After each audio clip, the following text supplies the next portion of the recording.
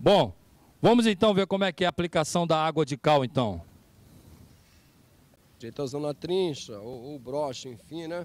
Para poder estar deixando a superfície aí mais úmida, para ela estar tendo mais aderência aí na aplicação da massa 3x1, que é a massa cheia da primeira queimaceira que nós falamos anteriormente. Nós agora vamos aqui fazer então a aplicação de uma primeira cheia. É isso, Elias? Justamente. Vamos lá então. Vocês vão pegar a massa dessa primeira maceira aí, que é a chamada massa grossa, que é utilizada na primeira aplicação. Aquela parede do pilar, então, aquele pilar que recebeu aqui aquela água de cal, vai receber a primeira cheia da mistura de cal e areia mais grossa.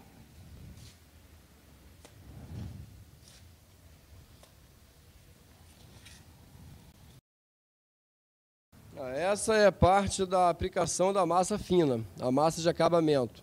A massa que vimos lá na segunda maceira.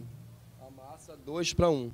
Ela já está na espessura ideal para receber a aplicação do reboco fino, que tem uma espessura menor, né? Isso, espessura de 5 a 7 milímetros no máximo.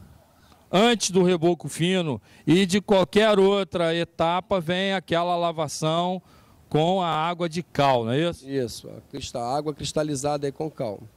Haja água cristalizada de cal, porque tudo que se faz aqui tem que receber essa lavagem com a água de cal.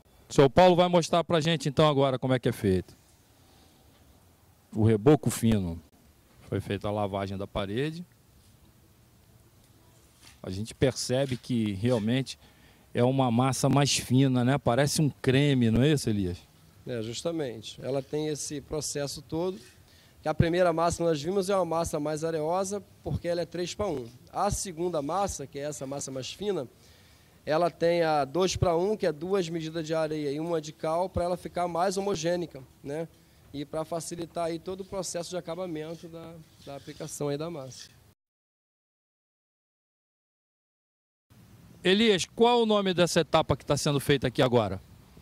Olha, de partida aí, essa etapa que está sendo feita é a parte de recapeagem da base do pilar. São pequenas imperfeições que são restauradas com que tipo de material?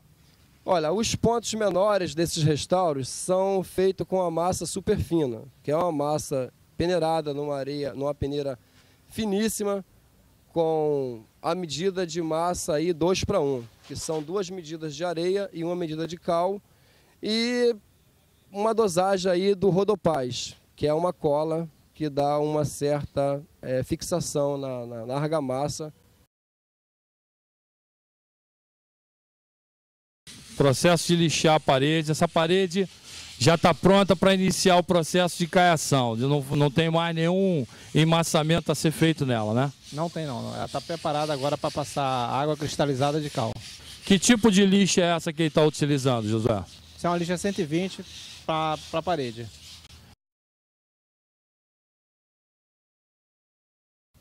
Agora ele está aplicando a água de cal cristalizada, entendeu? Para tipo um selador, era uma seladora. Para depois vir com a primeira demão de aplicação de cal depois de 12 horas. Agora é uma etapa importantíssima, porque como você já explicou, se não for feito isso daí, a cal que vai ser aplicada aí não vai ter uma fixação adequada, né? A velatura é o que nós falamos anteriormente. É o chamado selador hoje, né? Tira toda a impureza e ele faz com que a tinta de cal ela fixa mais, né? Agora a gente vai começar a aplicar a pintura, que é a pintura cal. Vamos lá então, Cristiano?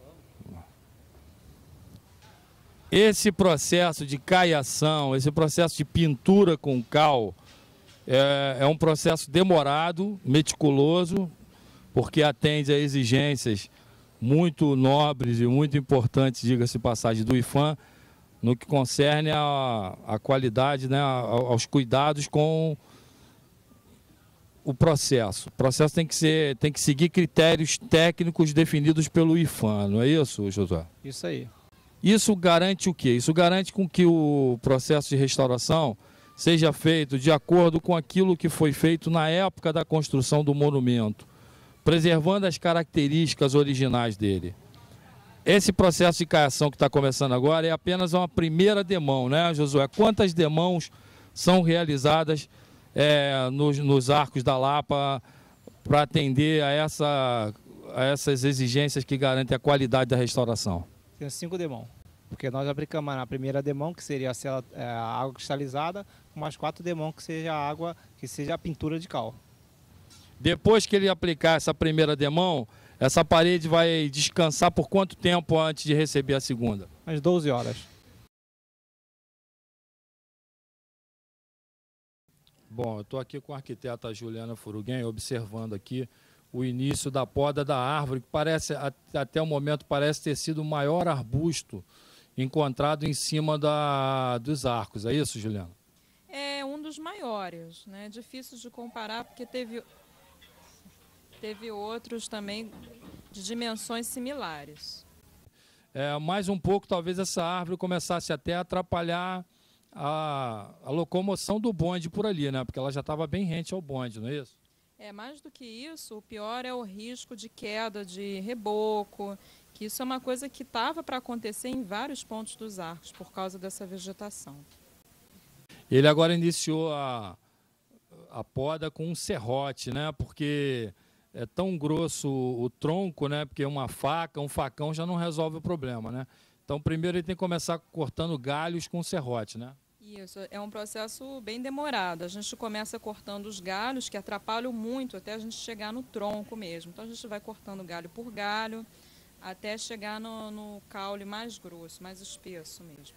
Não adianta só podar, porque sempre vão ter remanescentes da raiz. Tem que ser feito um envenenamento no local.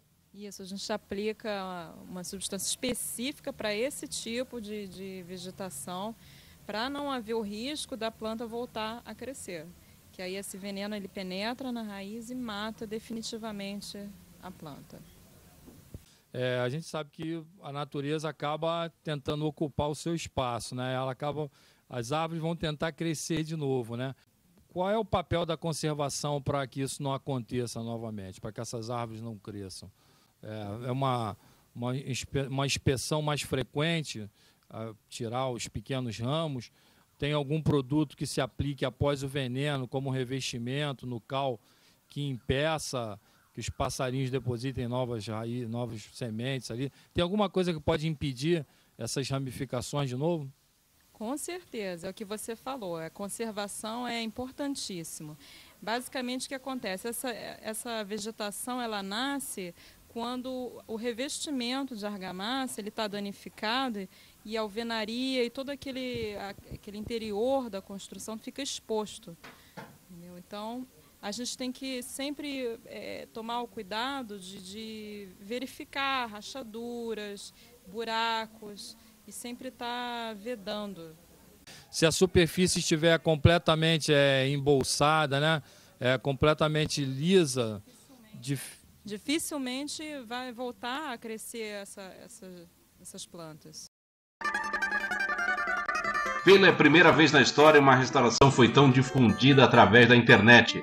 O site arcosdagente.com.br permitiu o acesso de internautas às mais variadas informações sobre o andamento da restauração. Facebook, Orkut e YouTube foram algumas das redes que disponibilizaram vídeos, fotografias, entrevistas e reportagens sobre a restauração. Oficinas sobre restauração foram realizadas pelos arquitetos do projeto e transmitidas pela internet para todo mundo em tempo real. Diários da obra foram transformados em vídeos e publicados na rede, mostrando em detalhes cada momento da restauração.